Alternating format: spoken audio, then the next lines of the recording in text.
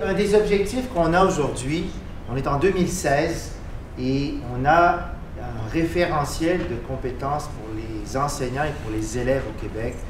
Et on se demande comment on pourrait faire pour l'actualiser. Notre objectif, ce n'est pas, on est une équipe de chercheurs dans le domaine des technologies au Québec, le GRIPTIC, et on est une douzaine. Et notre objectif, ce n'est pas nous-mêmes d'arriver et de proposer quelque chose au monde de l'éducation.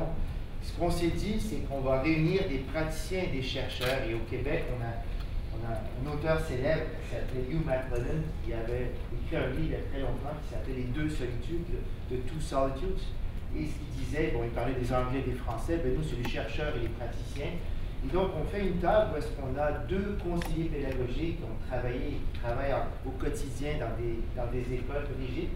Et Benoît, avec Normand, qui est professeur à l'Université du Québec à Trois-Rivières, et moi-même. Et ce qu'on a décidé de faire, c'est de chacun prendre la parole brièvement pour vous expliquer pourquoi on a fait ça. Mais ce qu'on souhaite, c'est, on ne voulait pas le mettre à plat, dire qu'il n'était pas bon, l'ancien référentiel. Ce qu'on voulait plutôt, c'était l'actualiser, et l'actualiser de façon collaborative ou collective. Donc, en invitant les gens, on va Benoît de connaître l'image dans quelques secondes, en invitant les gens finalement à nous faire part. Je mets un petit peu de pression, mais vous avez l'habitude de voir dans ça. En invitant les gens finalement à nous faire part de leurs suggestions. Puis là, on s'est dit, qu'est-ce qu'on fait? Est-ce qu'on fait un sondage en ligne? On va faire ça simple. Vous utilisez Twitter pour nous faire part de suggestions par rapport au référentiel de compétences. Et on y est maintenant. Alors donc, et ce qu'on vous invitait, c'est soit avec le hashtag IPAD16 ou avec le hashtag TIC16, de nous faire part de vos suggestions. On a bien parlé d'actualisation de ce référentiel de compétences. Pourquoi on veut faire ça? Ben, pour un ensemble de raisons finalement. Et bon, comme je vous l'ai dit, notre groupe de recherche, on est plusieurs, Sonia en fait partie. Dans la salle ici, on a Stéphanie, on a Normand, on a Pascal derrière, il y a Bruno qui devrait se joindre à nous bientôt. Et on y en a plusieurs autres, nous sommes donc une douzaine. Il y a Patrick qui est ici en bleu. Et voilà, et puis notre groupe de recherche s'intéresse à divers aspects des technologies en éducation. On veut faire ça parce qu'on s'est dit que c'était important de former des enseignants qui soient quand même compétents pour former les élèves. Et on veut faire ça aussi, c'est en lien par exemple avec un rapport qui est sorti en septembre dernier, le 15 septembre dernier. Tout le monde a vu ce rapport de l'OCDE qui a dit finalement investir dans les technologies, ça ne sert à rien. Plus les pays investissent, moins les élèves réussissent. Et nous, on se dit que c'est peut-être pas la bonne conclusion à tirer de ça. Ce qu'il faut, c'est pas simplement investir dans les technologies, mais c'est aussi investir dans la formation des enseignants. Donc, on a créé une page web, griptic.ca/TIC16, mais on reviendra sur ces aspects. Mais si vous faites simplement tweeter avec TIC16, vous verrez ça. C'était simplement pour vous montrer que ce qu'on a ici, on a 3 référentiels au Québec. On a un référentiel pour la formation des enseignants. On a un référentiel pour la formation des élèves du primaire et du secondaire qui se ressemblent beaucoup. Et c'est intéressant parce qu'on a partagé cette conférence, cette table ronde un peu à l'avance. Il y a des Français qui nous ont dit, vous avez 8 pages, nous on n'a que 4 lignes. C'est une façon de voir les choses. Mais notre 8 pages, nous, a été écrit quand même dans les années... En 96, on a commencé à l'écrire. Donc, la personne qui était responsable. Maintenant, je pense que cette personne, on pense collectivement que cette personne a quand même fait un bon travail. Mais malgré tout, il y a quand même certaines, je dirais, certaines blagues qu'on retrouve encore là-dedans. On dit aux jeunes que c'est important de savoir enregistrer ses travaux sur disquette. Et c'est dans le référentiel qui est actuellement là. Je me dis quand même, on est en 2016, comme disait Renaud hier lors du panel d'élèves. Écoute, en 2016, je ne suis pas convaincu que Renaud sache c'est quoi une disquette. Et puis, c'est pas juste une disquette. On dit aussi qu'on veut montrer aux élèves à correspondre par télécopieur, le fax. Là, encore une fois, bon, on parle presque d'hérésie pour les élèves. On parle d'audio-cassette. Qui a encore un lecteur à cassette audio? Mais tout ça, c'est dans notre référentiel officiel de notre ministère. Et on a même dû googler pour savoir ce que c'était. On parle de vidéodisque. Qu'est-ce que c'est qu'un vidéodisque? J'ai jamais eu la chance d'avoir ça. Ben, c'est comme un CD-ROM, mais c'est beaucoup plus gros. Il faut être plus riche pour l'avoir en posséder. C'est gros comme ça, exactement. C'est énorme, exactement. Alors donc, on est parti de là pour se dire qu'est-ce qu'on peut faire, non pas pour le mettre à plat, mais pour l'actualiser. Je cède la parole maintenant à Normand. Ouais. Donc, en fait, la question que je me suis posée, c'est à savoir, l'écran, j'ai la responsabilité d'enseigner les cours d'utilisation des technologies aux futurs enseignants. Donc, on doit se baser sur le référentiel de compétences et sur la compétence professionnelle qui est celle qui nous intéresse ici, c'est la numéro 8. Et à chaque session, j'ai le même défi, c'est d'arriver à prendre le langage de la compétence professionnelle et de le rendre compréhensible à mes étudiants parce qu'il y a un certain décalage entre ce qui est proposé et ce que je dois enseigner ou ce qui existe maintenant en fait. Et ce que je voulais montrer un peu, c'est ça, c'est ce qui nous a amené à la réflexion sur le réaménagement des différentes composantes de la compétence. Donc peut-être pour ceux qui sont moins à l'aise avec la compétence professionnelle, intégrer les technologies de l'information et des communications aux fins de préparation et de pilotage d'activités d'enseignement-apprentissage, de gestion de l'enseignement et de développement professionnel. L'intitulé fait du sens, en fait. C'est lorsqu'on commence à aller dans les composantes qu'on s'éloigne de la réalité. Donc, pour être dans le contexte, Thierry l'a dit tantôt, Internet, au moment du PFE, au moment qu'on a écrit le programme de formation, avant 2000, probablement qu'ils se sont fait aider par Trombine pour écrire le programme, dans le fond, parce que donc, le petit trombone nous aidait à écrire des textes à ce moment-là. Pour ceux qui ne savent pas c'est quoi le petit carré bleu, en fait, c'est un modem, donc on se branchait sur Internet avant 2000 avec ça, donc ça prenait un certain décalage. Donc au moment du programme du référentiel de compétences, c'est ce qu'on voyait, donc on parlait de Windows 95, on trouvait de l'information avec un Carta 95, on n'était pas tout le temps sur Internet. Donc tout ce qui est à l'écran, c'est ce qui a teinté, en fait, c'est ce qu'on voit qui teinte la compétence professionnelle. Donc vous imaginez que lorsque j'arrive pour parler à mes futurs enseignants, et je leur demande de faire des liens, donc on retrouve des textes comme celui-ci par exemple. On leur demande d'apprendre à communiquer à l'aide d'outils multimédia variés. Et ça suggère, permet des formes de collaboration autrefois inaccessibles. On n'est plus vraiment là, donc le autrefois inaccessible, pour eux, ça n'a jamais été inaccessible en fait. Donc on est loin de ça. Et après ça, on parle de joindre leurs efforts et leurs ressources pour réaliser des projets communs. Effectivement, mais ça a pris tout un nouveau sens avec les outils collaboratifs maintenant, ça. Là, on a dépassé ce qu'on pouvait imaginer en 2000. Il est aussi désormais possible de communiquer avec les parents. Effectivement, on peut facilement communiquer avec les parents, on peut penser aux applications Remind, on peut penser aux plateformes Classe Dojo, on peut penser à toutes sortes de choses. Donc, ça m'amène à dire que dans le fond, on peut communiquer, collaborer, co-construire. Ces mots-là ne sont pas présents dans le référentiel de compétences. J'ai fait une recherche, le mot web apparaît une fois, le mot Internet 2 fois dans le référentiel des compétences, la compétence technologique. Donc, on est loin de la réalité quand même. Donc, je vais faire juste un petit tour encore. Exercer un esprit critique et nuancé, donc j'ai mis 3 petits points, vous pouvez aller lire la composante, ainsi qu'aux enjeux de société. C'est remis en second plan. Maintenant, à chaque fois qu'on est autour de la table, c'est en premier plan surtout là, les enjeux de société avec les technologies. Tout le monde en parle. Benoît va en parler davantage. Mais tout en accueillant l'ouverture sur le monde que l'éthique recèle. La formulation fait un peu drôle lorsqu'on imagine ce qui se passe en ce moment sur Internet. Donc, dans le fond, on parle de citoyenneté numérique, d'identité numérique. Donc, au-delà même du langage utilisé dans la référentielle, on est quand même loin de la réalité de ce qu'on a dans nos milieux, donc droit d'auteur, etc. Autre exemple, utiliser efficacement l'éthique pour se constituer des réseaux d'échange et de formation continue. C'est communauté virtuelle en émergence. On n'est plus vraiment en émergence. Là. Donc là, on se demande vraiment de quoi je vais parler avec mes étudiants. Donc, on leur dit, ben, oubliez le mot émergence, communauté virtuelle, ok, donc on va y aller concrètement. Dans le fond, de quoi on parle ici, Twitter, formation à distance, cours massif en ligne, Facebook. Donc, on voit qu'on a changé complètement de position. Oui, c'est vrai qu'il reste des composantes, aider les élèves à s'approprier l'éthique qui sont encore actuelles, sont difficiles à expliquer. Donc, c'est là qu'on s'est. Lorsqu'on a regardé autour de la table, on a essayé de vous proposer quelque chose qu'on va présenter après. Mais tout ça pour dire, dans le fond, que les composantes, en fait, qui sont peu actuelles, au-delà du langage, là, donc on comprend que le langage a un problème, mais ça ne représente pas une réalité qui est près de ce qu'on doit former nos futurs enseignants. Alors, si je dois évaluer, basé sur les référentiels des compétences, comme professeur à l'université, on voit qu'il y a comme un décalage entre ce que je dois faire évaluer et ce qui existe dans les lieux. Je vais laisser la parole, je crois que c'est Brigitte. Oui, tout à fait, je vais remettre. Écoute, juste un petit mot, c'est vraiment intéressant. Tout le vocabulaire, l'environnement numérique actuel a changé nos façons de faire, a changé, dans le fond, les outils. Excusez-moi, je bouge tout. Les outils qu'on a pour enseigner maintenant sont totalement différents lorsqu'on veut faire de la rétroaction pédagogique, lorsqu'on veut faire travailler les élèves en équipe, lorsqu'on veut nous-mêmes travailler en équipe. Puis tout ça, mais ça peut représenter des défis Et puis, on peut s'imaginer qu'on n'a pas ça, on n'atteint pas ces compétences-là lors d'une seule formation à travers un colloque. On est inspiré, mais on s'entend que c'est vraiment par une formation continue et tout ça. Et dans une des choses, j'ai vu hier, il y a eu des tweets au sujet, je ne sais pas s'il y en a qui étaient ici à la conférence de Marcel Lebrun.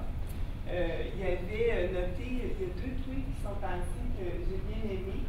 Je vais essayer de me les remémorer. On apprend seul, mais on a toujours besoin des faire. Reformuler pour moi. Comment on dit? Ah, c'est là. Merci pour mon aide-mémoire. Alors, on apprend toujours seul, on apprend toujours tout seul, mais jamais sans les autres. Alors oui, on parle du réseautage dans la compétence à quelque part, rappelle-moi, tu l'as donné tout à l'heure, mais la couleur que ça a aujourd'hui, c'est vraiment différent. Et la deuxième chose, Alexandra Bernier l'a relayé ensuite, c'était à la même conférence, on n'acquiert pas une compétence, on la développe indéfiniment. Et ça me fait réfléchir sur justement ce qu'on a à insérer. C'est peut-être un moyen ou d'autres, je ne sais pas ce que vous avez en tête quand vous lisez ça, mais quels sont les moyens pour y arriver? C'est le réseautage, définitivement, hein, le fait de se créer un réseau. Et ça doit de commencer dès la formation initiale. Ça peut être vraiment un facteur tournant dans le continuum de l'enseignant. Et ça, c'était le point que j'aimais beaucoup ces citations-là. Je revenais après. Je voulais juste apporter ce petit coup-là qui me tenait à cœur.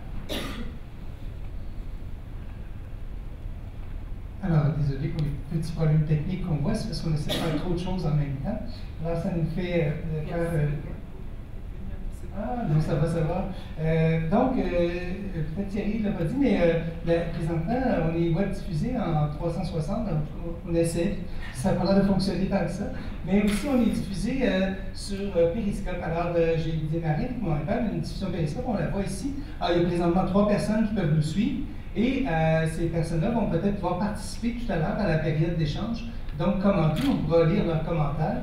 En plus, les gens qui sont sur Twitter vont pouvoir aussi commenter. Alors, ces réalités-là qu'on voit aujourd'hui sont des réalités qui n'existaient pas il y a 15 ans. Donc, la web diffusion, on pouvait en faire, mais c'était complexe et c'était en très basse résolution.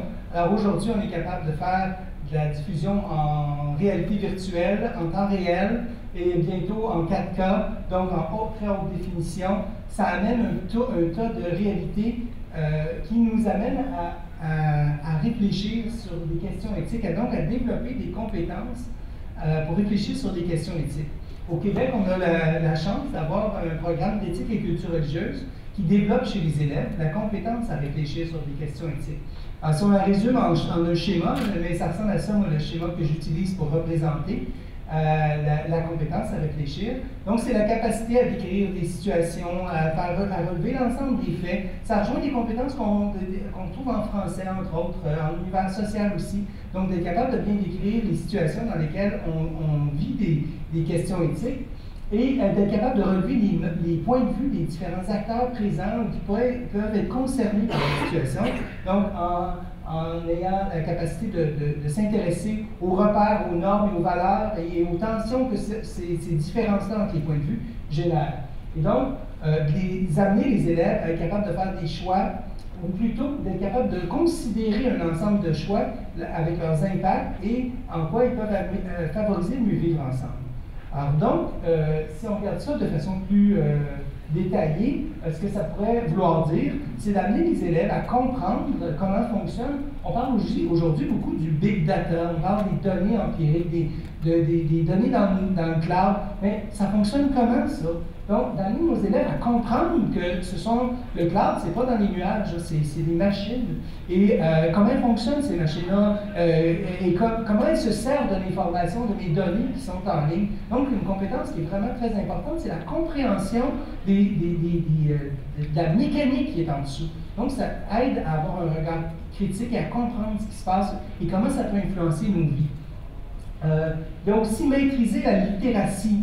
Donc, on parle beaucoup de littératie, j'en discutais tout à l'heure un peu avec Normand, et en Europe, je sais qu'il y a toutes sortes d'appellations à la littératie, et on ne s'entend pas tous sur même le mot compétences numériques et tout.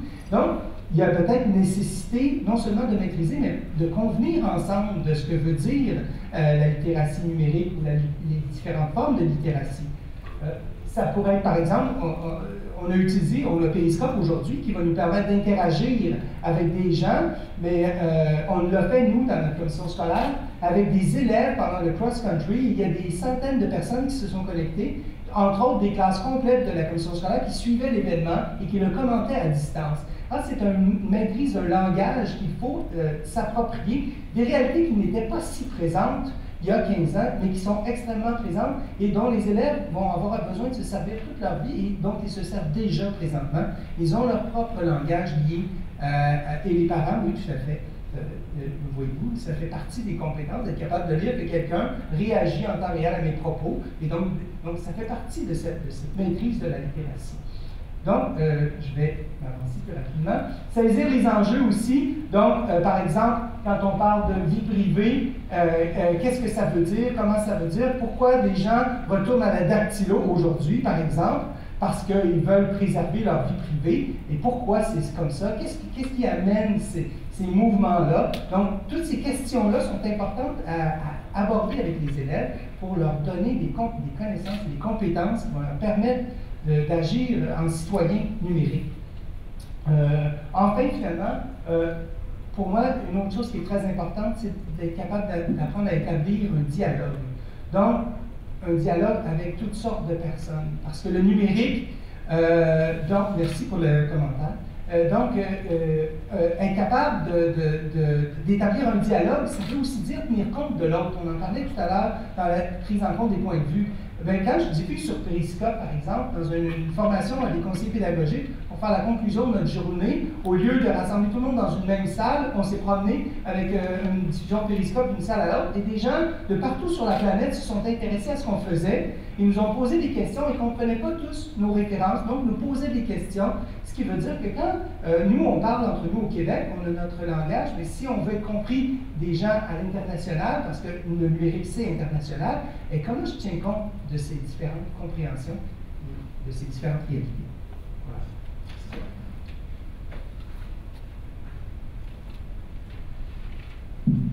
Alors écoutez, juste peut-être 2 minutes. Alors notre équipe, on s'est rencontrés, on s'est concertés et on a un début de proposition à vous faire.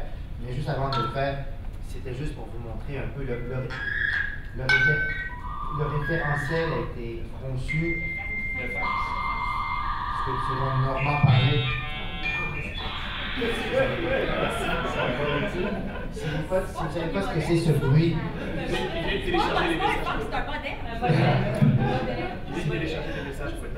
si vous ne savez pas ce que c'est ce bruit, ben c'est un bruit qui à l'époque nous rendait heureux parce que bon, avec Normand, on avait la chance de collaborer depuis longtemps et puis on allait souvent en Afrique aussi. Puis quand on entendait ce bruit, bon, c'était un début de connexion pour nous. Mais au-delà de ça, le référentiel au Québec a été fait. Google n'existait pas, Facebook n'existait pas, YouTube n'existait pas. Les 3 principaux sites visités sur Terre n'existaient pas. Wikipédia non plus, Twitter non plus. Mais ça a été fait dans un contexte qui date depuis longtemps. Alors, nous, on a un début de proposition et comme je l'ai dit, on s'est réunis et on a vraiment décidé de ne pas tout mettre par terre. On s'est dit, comment est-ce qu'on pourrait l'actualiser? Pour l'actualiser, pourquoi? Parce que je pense quand même, je ne sais pas il aura l'occasion de voir ce qu'on fait aujourd'hui, ce sera diffusé éventuellement. On est sur ce Périscope en temps réel, mais on sera sur le web en différé par la suite parce qu'on a une autre caméra qui nous filme. Merci Geneviève. Et vous allez voir la compétence générale qui a été formée pour les enseignants. Elle n'était pas si dans le champ, je dirais, pour quelque chose qui a été fait il y a 20 ans, mais je pense que c'est quand même bien.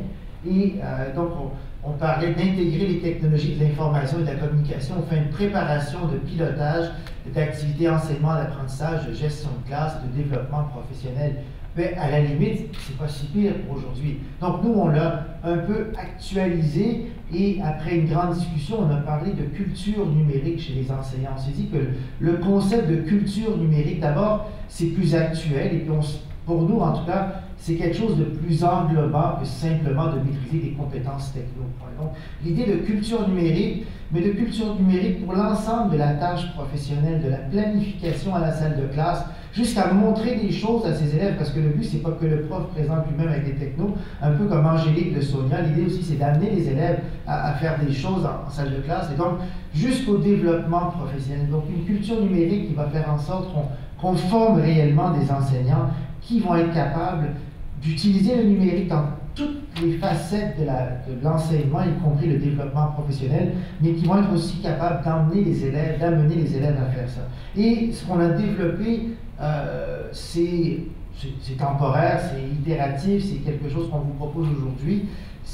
On a cette compétence globale, donc parce qu'on a parlé de culture numérique, et on la décline, cette compétence globale. On a pris l'image d'une fleur, mais ça pourrait être autre chose.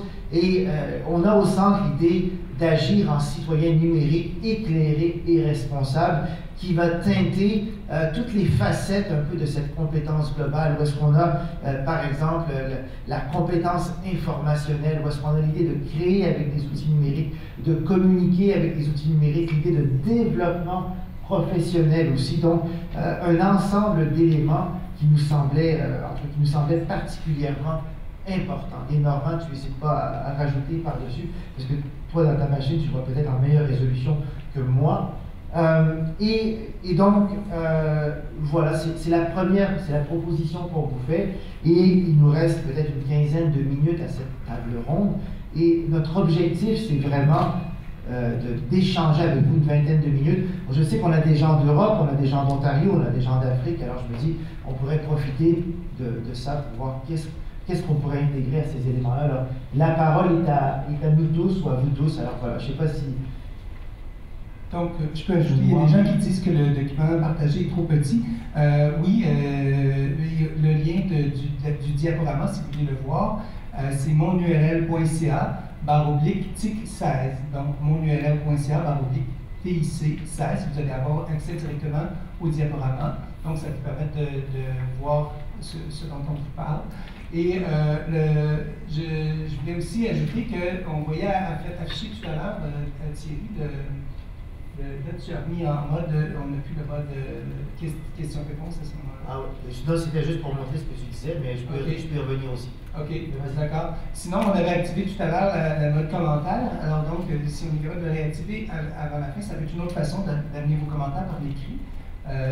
Donc, pour le moment, on va essayer de faire juste afficher le contenu pour qu'on le voit mieux. Ici. Voilà. Donc, c'est ça. Si tu le vois mieux, là, Thierry, toi, tu le vois mieux, mais à l'écran, ça ne paraît pas mieux pour la diffusion périscope. Donc, je répète l'adresse pour les gens qui nous suivent. monurl.ca/TIC16, TIC16.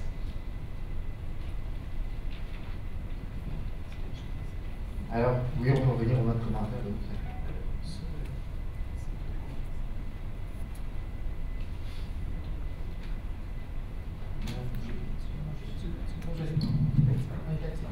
On peut le voir. Alors, allez-y, on a des gens dans la salle de tous les domaines, de tous les horizons. Alors, la parole est à vous, on vous écoute. Je ne sais pas s'il y en a qui ont des commentaires, des suggestions, des recommandations. Et l'idée pour nous, ce serait éventuellement de proposer quelque chose qui viendrait à la fois du monde des praticiens et de la recherche. Donc, un travail collaboratif entre les deux, ça nous semble important. Je ne sais pas, en Ontario, par exemple, qu'est-ce que vous avez? Alors, juste peut-être dire où est-ce que vous venez, puis... Bonjour, je viens de Sainte-Croix-de-Lumière. Du Québec, hein, pour les autres qui sont du Québec. C'est sur la même. Je voudrais juste dire que quand on parle de citoyen numérique, avant de donner le volant à un adolescent, il a passé des heures du côté passager à poser des questions puis à apprendre.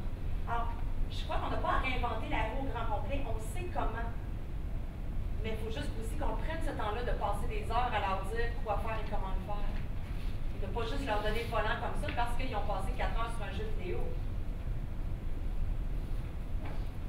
Merci. D'autres commentaires? Oui, monsieur. Je peux dire qu'hier, on a présenté un peu le savoir Nouveau-Brunswick. On a eu comme référentiel le résultat d'apprentissage transdisciplinaire. Le cadre commun théorique commun M12 a été écrit par une prof québécoise, en fait avec la saveur compétences transversales. Les TIC sont entrés là, mais effectivement c'est désuet. Ça n'a pas été renouvelé depuis 2000 et c'est appelé à disparaître, tout comme les résultats d'apprentissage transdisciplinaire remplacés par éventuellement la sortie de l'école secondaire francophone, parce que nous on est une province avec des francophones en minorité, et il y aura les 3 compétences essentielles, à savoir cognitive, première, deuxième socio-affective, troisième communicationnelle. Les TIC seront dispersés entre les 3 compétences essentielles. Mais c'est encore un projet d'urgence, mais pas de document sorti officiellement. Je ne sais pas, les collègues d'Europe, qu'est-ce que ça s'oriente comment les compétences des enseignants en Europe? Monsieur Jaillet. Alors en France, depuis une dizaine d'années, le ministère de l'Éducation nationale a conçu un référentiel qui s'appelle le C2I2E, qui fait suite au C2I. C2I, c'est le certificat Internet et informatique, le premier niveau, et C2I2E, c'est le deuxième niveau, et E pour enseignant, avec 27 compétences à acquérir,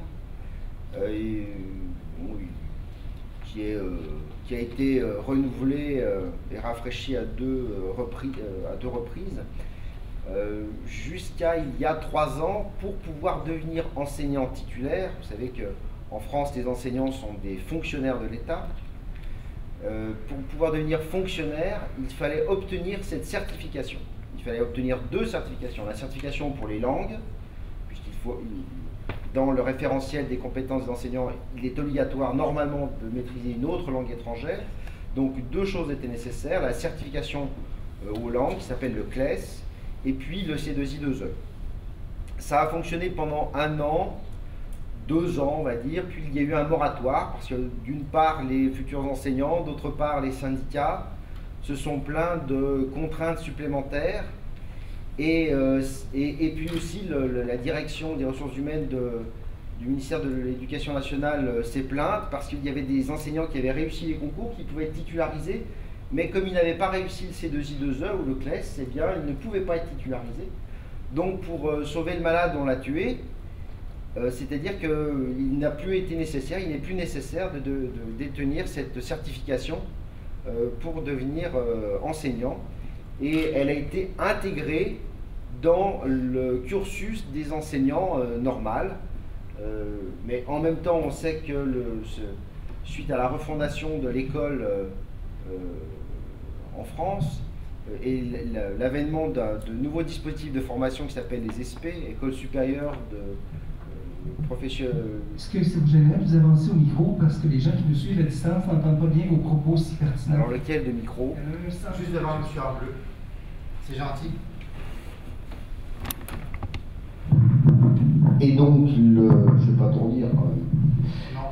Et donc, les compétences C2I2E, les compétences du C2I2E ont été intégrées par la loi au référentiel de formation des enseignants, ce qui veut dire que finalement, on forme aux compétences numériques des enseignants qu'au milieu d'autres choses, et ce qui pouvait être une avancée s'est révélé en fait une régression. Ça veut dire que c'est optionnel? Non, c'est pas optionnel, c'est obligatoire, mais comme personne n'a les moyens de vérifier que ce qui est obligatoire est effectivement fait, voilà, c'est un système français. C'est obligatoire mais non fait, mais c'est non optionnel. Exactement ça. C'est très clair. C'est très clair.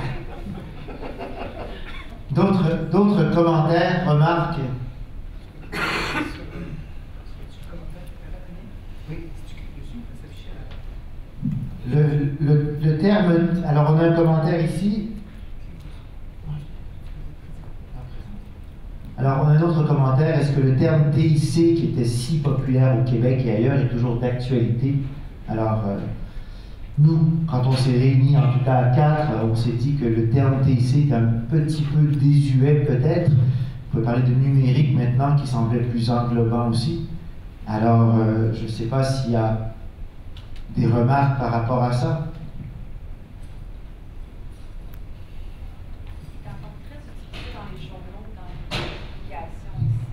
C'est encore utilisé, mais que c'est peut-être un terme qui a fait son temps et où est-ce qu'on pourrait passer à autre chose.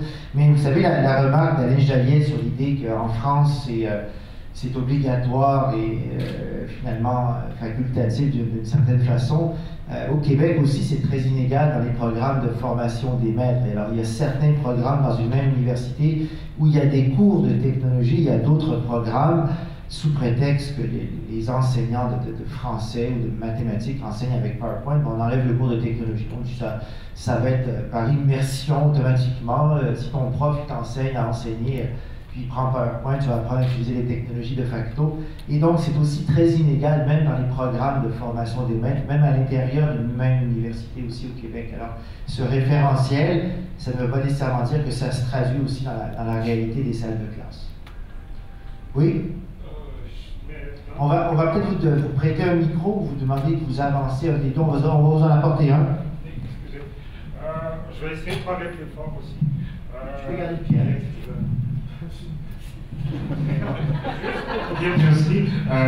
Au Nouveau-Brunswick, encore une fois francophone, dans les nouveaux référentiels qui seront comme compétences essentielles, d'après ce que je compris, ils vont utiliser toujours le mot communication comme compétence essentielle communicationnelle, mais en même temps, ça serait technologie, que c'est communiquer à l'aide de la technologie.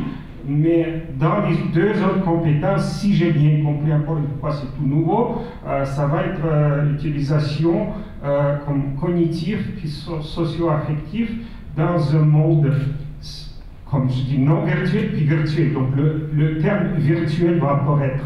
Moi, personnellement, comme chercheur, ce que je viens d'entendre par rapport à la culture numérique me semble notre avenir très prometteur. Ça, c'est mon point de vue. J'ajouterais sur votre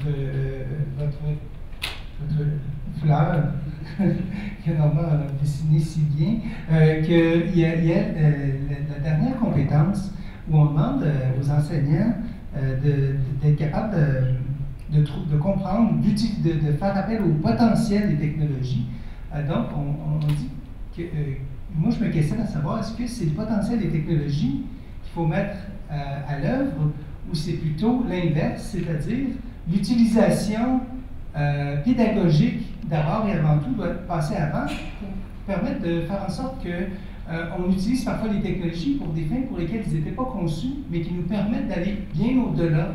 Parce que si on se limite qu'au potentiel qui semble émergent d'une technologie, on pourrait peut-être se limiter beaucoup plus rapidement.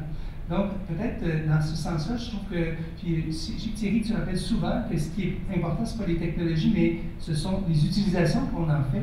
Et dans ce sens-là, je pense que ça pourrait faire partie des éléments à mettre en réflexion, c'est de se demander comment on pourrait trouver une appellation qui marque davantage l'idée de travailler les utilisations, puis de faire preuve de créativité devant des problèmes ou des compétences à exercer en utilisant les technologies. Oui, tout à fait. Merci beaucoup, Benoît. C'est intéressant.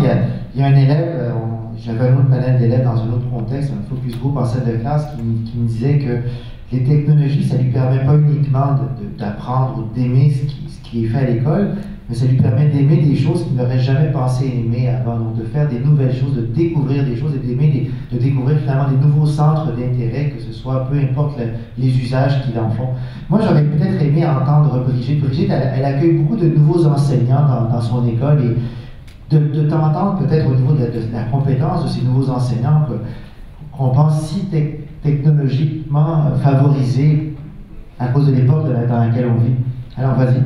Oui, ben quand les enseignants arrivent, ils sont très ils sont très en réseau, mais sur le plan professionnel, ce n'est pas nécessairement le cas. Il faut prendre le temps de créer, d'aller chercher les personnes qui conviennent pour aller développer justement notre réflexion, comparer nos pratiques, voir ce qui se fait ailleurs et tout ça.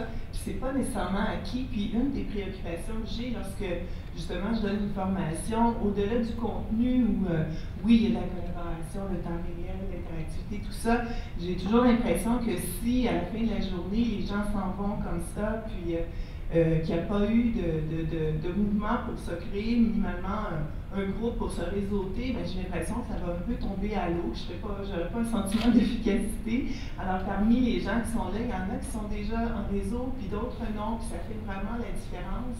Alors ça, c'est une de mes préoccupations parce que c'est pas nécessairement là. Puis il y a une autre, si je peux me prendre une petite minute pour un autre sujet, j'aime beaucoup dans la fleur là, que Normand a si bien créée avec beaucoup de couleurs et tout ça, que j'aime beaucoup.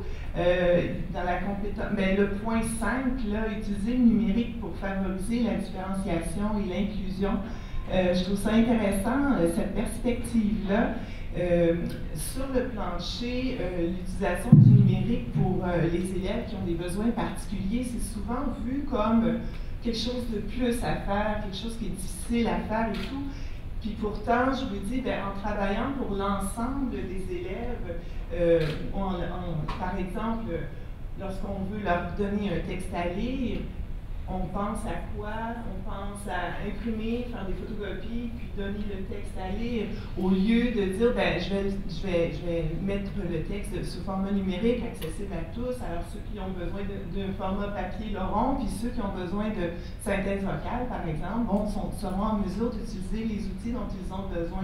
Alors, cette vision où l'utilisation du numérique nous permet là, justement de développer cette espèce de vision-là. Il y a la conception universelle d'apprentissage, ça ne vient pas de moi, il y a plusieurs universités ailleurs qui adhèrent. Et je pense que dans la formation initiale, il y a un regard, une vision comme ça qu'on doit considérer. Je lance comme ça l'idée, mais j'aime beaucoup là, ce point 5 là, qui ressort par rapport aux autres points. Mais pour faire bref, juste peut-être pour revenir sur cette fleur qu'on a faite de façon collaborative, on a travaillé 3 heures à argumenter sur les pétales, qu'est-ce qu'on devrait mettre ou ne pas mettre dedans. Et derrière cette fleur-là, il y a une compétence globale qu'on peut appeler culture numérique des enseignants. Mais la fleur, parce qu'on a innové, je pense, que c'était pas là dans l'ancien référentiel, on s'est dit qu'il y avait des compétences que l'enseignant qui est en train d'être formé devrait avoir pour lui-même et qu'elles soient en cours de développement continu ou peu importe, avec un certain seuil. Mais on s'est dit que toutes ces composantes, l'enseignant devrait être en mesure aussi d'amener l'élève à les développer pour lui. Là, on a vraiment, je pense, innové à ce niveau-là. Ça veut dire, même l'idée d'inclusion dont tu parles, parce qu'on discutait là-dessus il y a 2 jours, et on s'est dit que finalement l'enseignant devrait monter aux élèves qui ont des besoins spéciaux, comment lui aussi il peut utiliser les technologies pour venir répondre à son besoin spécial, parce que tu as parlé justement de se faire lire le texte à voix haute par les technologies, puis l'élève qui ne le sait pas finalement, comment va-t-il le faire? Et alors, c'est le rôle de l'enseignant aussi d'amener l'élève à utiliser les technologies pour venir répondre à ses besoins individuels et particuliers. Alors, merci beaucoup. Benoît? Il y a quelqu'un sur Periscope qui nous a fait un commentaire tout à l'heure qui nous disait, il se demandait pourquoi il y a un écart si grand entre la réalité numérique dans la société et celle à l'école. Et je trouve que c'est une question vraiment très pertinente. Est-ce qu'on prépare nos jeunes à la société si l'école ne suit pas la société? Donc ça aussi c'est une question très pertinente. Et à savoir, souvent on dit que ça coûte trop cher, mais ça coûte quoi de ne pas le faire? Ça, c'est l'autre question qu'on pourrait se poser aussi. Alors, merci. On a une question dans la commune. Merci, M. Jaillet. C'est un peu le bruit de la Gare des Étoiles. Moi, j'enseigne à l'Université de Sherbrooke à des futurs enseignants au baccalauréat en enseignement secondaire, en sciences, techno et en mathématiques. Et le cours que je donne, on leur demande de faire un blog, de construire un blog pour partager leurs ressources, qu'ils se fassent une communauté de futurs enseignants. Puis à chaque année, quand on commence, les futurs enseignants, ils veulent pas faire de blog, ça leur tente pas. On a un portfolio numérique où elles peuvent déposer des images, des photos, des pièces justificatives de leur stage. Puis à chaque fois, malheureusement, ils ne sont pas enclins encore aux nouvelles technologies, malgré le fait qu'ils sont tout le temps sur Facebook. Donc, je trouve qu'il faudrait vraiment les convaincre en tant que formateur de futurs enseignants que c'est une bonne façon d'agir. Puis hier, ce que j'ai trouvé vraiment pertinent de la part de M. Lebrun, comme moi je suis une scientifique, je suis imprégnée de la science, mais il faut devenir imprégné de ça, l'éthique et tout ça, pour voir que c'est un outil d'enseignement, mais il faut que ça fasse partie intégrante de notre enseignement. Merci. Alors, d'autres commentaires? Il nous reste 2 minutes avant la fin de cette table ronde. On a plusieurs commentaires virtuels aussi. Oui, il y a Jeff qui a dit qu'il avait l'impression que les jeunes sont plus dans les compétences d'aujourd'hui que les enseignants. Donc ça, c'est questionnable avec ce qu'on entendait de Brigitte. Est-ce que c'est vraiment... c'est-à-dire qu'ils utilisent beaucoup les technologies, mais quel est leur usage et l'âge est-il vraiment un critère? Et peut-être pour conclure, parce qu'on avait commencé au début en parlant d'usage responsable et éthique et du rôle de l'enseignant, ça veut dire, est-ce qu'on veut laisser toute l'éducation à Google, Facebook et YouTube, ou est-ce qu'on veut finalement que les universités et les écoles jouent un rôle dans cette éducation aux technologies? Et actuellement, quand on regarde les référentiels aussi désuets qu'on a, où est-ce qu'on parle de vidéodisques et de former les élèves à envoyer des fax ou des télécopies, et je me dis, on est en train de laisser toute l'éducation numérique à ces grandes entreprises, et je pense qu'il y a un risque important, et je pense c'est urgent pour l'école et l'université, la formation des enseignants, en tout cas de prendre en main toute la question de la formation aux compétences numériques. Alors, c'est la fin de cette table ronde. J'aimerais remercier Brigitte d'avoir accepté de participer, y compris les rencontres préalables, Benoît aussi, qui a été très novateur. Il voulait nous filmer en 360 et nous mettre sur Periscope. Je pense qu'avec les technologies, il faut tenter d'innover. Un grand merci à Normand aussi et merci à toute l'équipe du Griptyque qui ont décidé de mettre de l'avant cette table ronde. Merci à vous les participants et bonne fin de congrès. Merci à toi Thierry pour cette initiative.